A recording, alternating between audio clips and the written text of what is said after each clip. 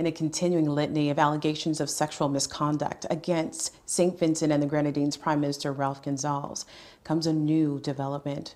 Colin Williams, Director of Public Prosecutions, has dismissed another charge of sexual assault against the PM. This decision was met with confusion, even outrage by women, human rights activists, and legal observers throughout the Caribbean. Women's rights advocates have described this latest decision as appalling.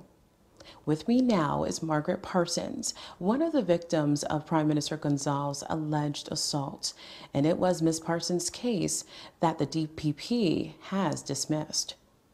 I'm Spiria Ferron-Henry. Thank you for joining us today, and thank you for being here, Ms. Parsons. Thank you for having me, Ms. Henry.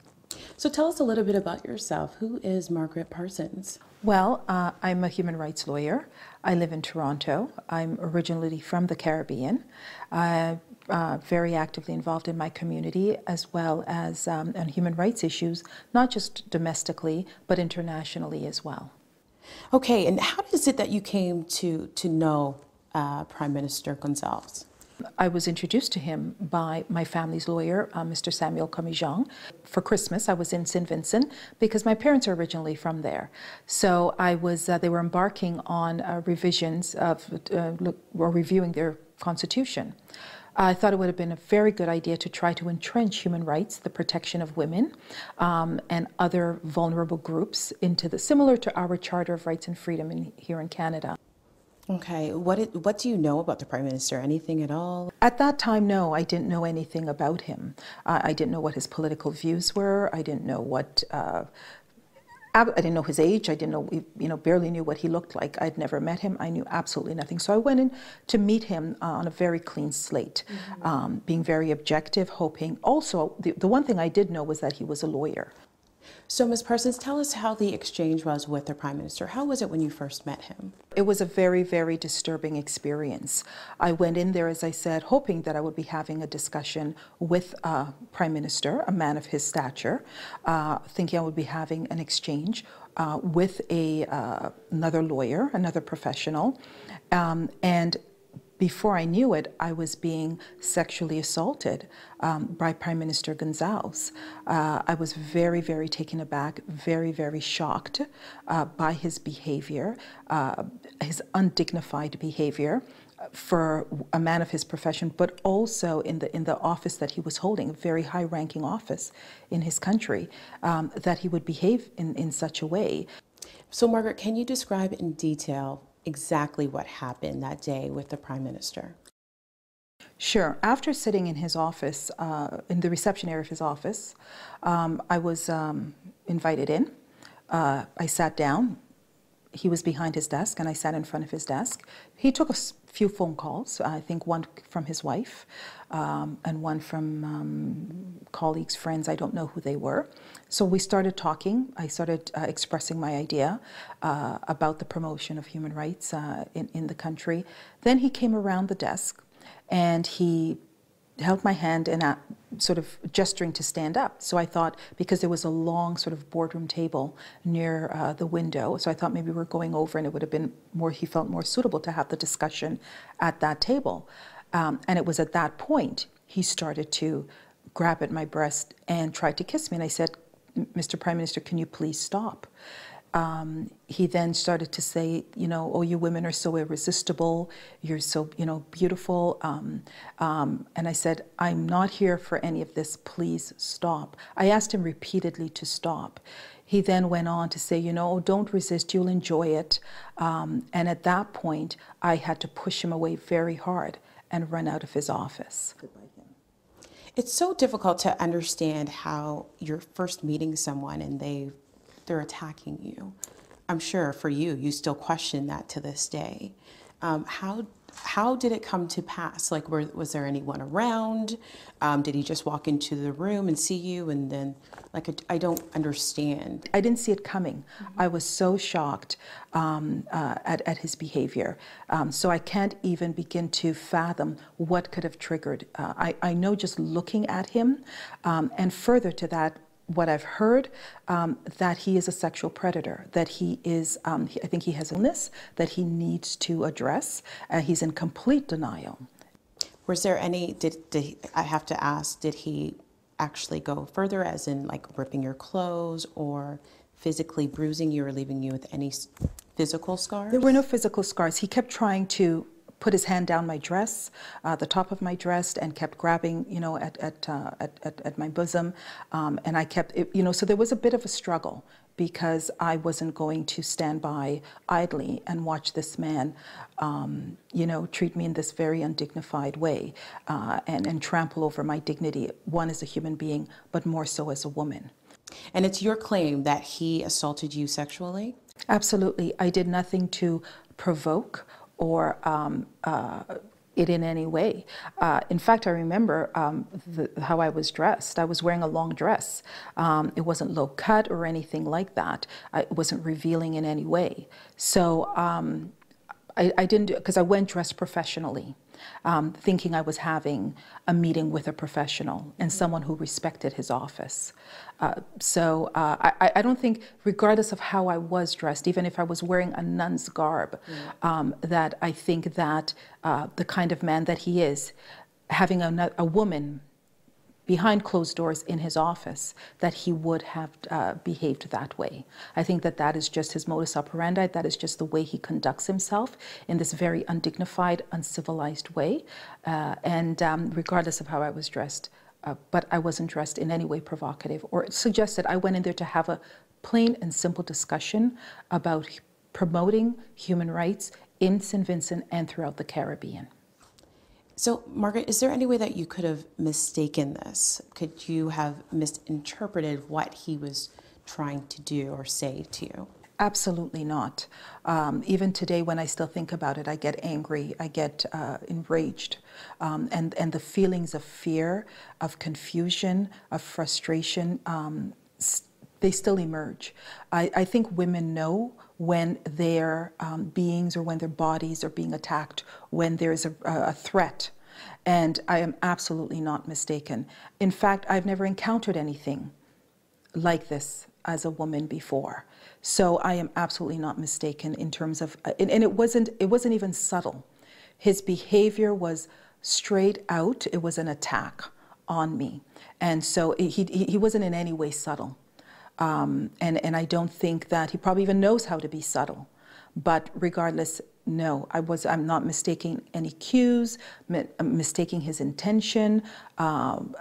He attacked me. He sexually assaulted me in his office. From what I understand and from further discussions, that this is something he's known for. He's known throughout the island, throughout the region, as a matter of fact, for doing. And the fact that there are women who have independently come forward means that something is amiss here. But in terms of that day, I am very clear, absolutely clear, 100% clear that he attacked me in his office and sexually assaulted me. And had I not gotten out of there, I risked being raped by Ralph Gonzalez. How did you get out of there? Did you have to fight him off physically? How did you get out, and were there any witnesses? No, because there were no witnesses. The door was shut. So it was intended to be a private meeting, which I thought it would have been. And had he had one of his aides or advisors, that would have been fine as well. But it was just the two of us. How I got out of there, well, as you could see, I'm a big woman. And this was one time that my size was to my advantage, where I was able to fend him off and push him away very, very hard. Whether he fell, whether he hit himself on the desk, I don't know. My major and first concern was my safety and getting away from the clutches of Ralph Gonzalez and getting as far away from him as possible.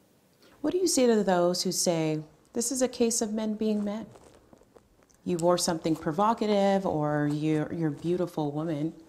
What do you say to those people? That doesn't give anybody the right at all. It doesn't give a man the right to attack, abuse your body, your being. You know, no means no. And in fact, I told him to stop. So Margaret, how are you doing? How have you been since? How have you made it to today? Well, I think about it often, and I think about it on a number of levels. One, what could have happened to me had I not, by the grace of God, gotten out of that office and away from that sexual predator named Ralph Gonsalves. I still get emotional. I still feel every time I think about it, talk about it, all those emotions, the anger, the frustration, the confusion, particularly the fear. And I also think about it on the level of the women and girls of that country, that the fact that they are vulnerable to this man, that he is the head of state, that he has a lot of power as being the head of state, and how he chooses to use and leverage that power against women and girls in the country, that I'm very fearful for them, that while he is prime minister, they are not safe, and he needs to get help. So, but I think about it, I will never forget it. I will never forget it because it was so real, it was so damaging, it was so emotional, and I have to deal with it constantly, all the time. What gave you the courage to come forward? One of the reasons why I came forward, and I, you know, I did mention it and talked about it to a number of to people afterwards, but there was a woman who was on Ralph Gonsalves' security detail a number of years after that had accused him of raping her.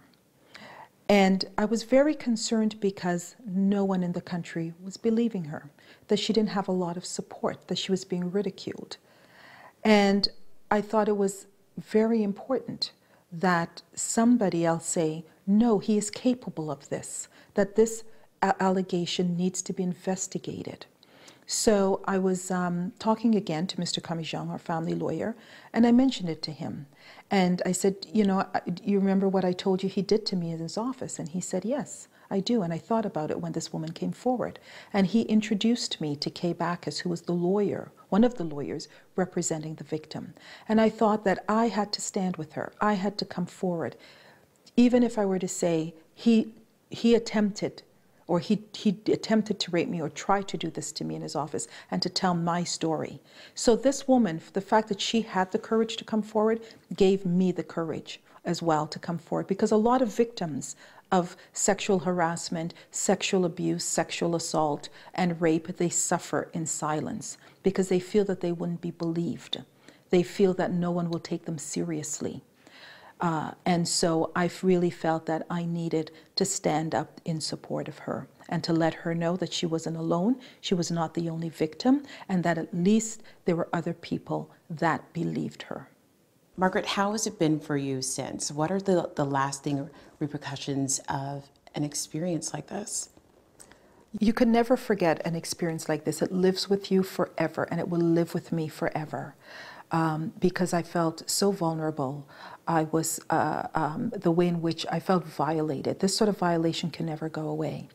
It helped me to understand people who have complained about sexual harassment, sexual assault, sexual abuse. And so I really, you know, because I have experienced it.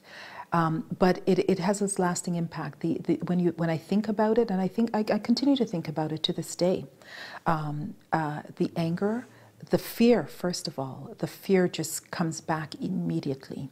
The anger, the frustration that someone wouldn't take no for an answer, and that when you said stop, wouldn't stop, and the absolute confusion that somebody in this office wouldn't respect his office, wouldn't respect himself, and wouldn't respect a woman in that way. And so I just wonder at times about how vulnerable the women and girls of St. Vincent and the Grenadines are with somebody in office, somebody who holds this high-ranking office. But I think about it often, and when I do, the emotion comes back. The way I felt that day, it is very raw. It is at the surface. It's as if it happened yesterday. And I think I will feel this way